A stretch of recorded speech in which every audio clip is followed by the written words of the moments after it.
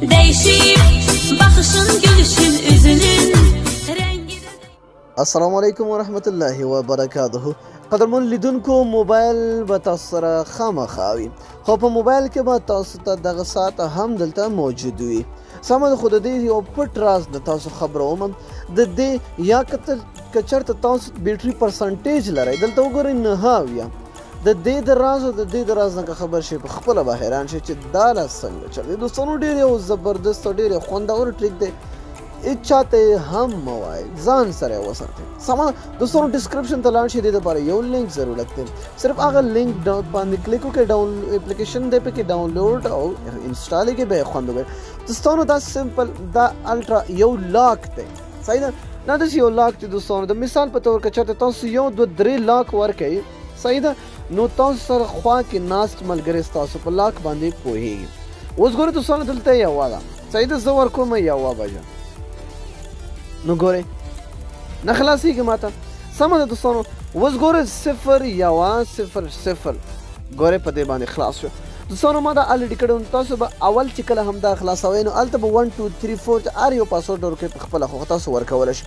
دې کې خوبي دا ده دوستانو، تاسو خپل اپلیکیشن یې هم په دې کې لاک کولی شئ، خپل عکسونه هم لاک کولی شئ، خپل ویډیوګانې هم لاک کولی شئ. ښه، دا لاک چېرته د دې ځای نه تاسو لګولی شئ. دلته راشئ او د سیټینګ باندې کلیک کړئ. دلته ګورئ لیکلي لاک ټایپ.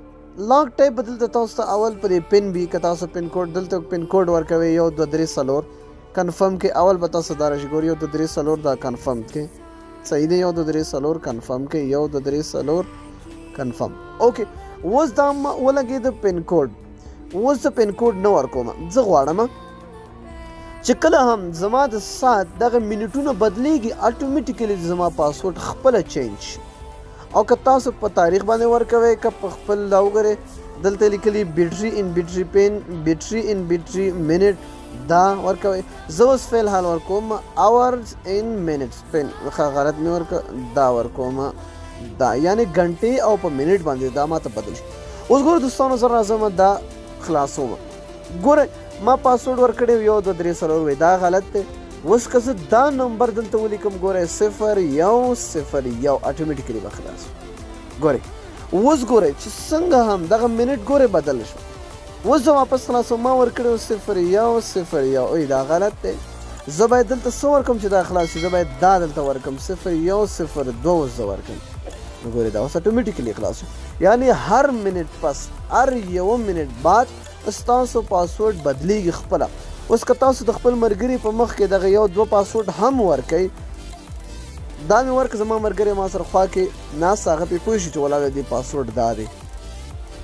نو چې کله 1 منټ پس یا چې کله هم دا ساعت بدلیږي او هغه راځي او ستاسو دغه کوم 0 1 0 2 وهي، دا به نه خلاصېږي. اوس څنګه ولې خلاص شو؟ دلته هغه 2 نه دی او اډ شوی نه دی.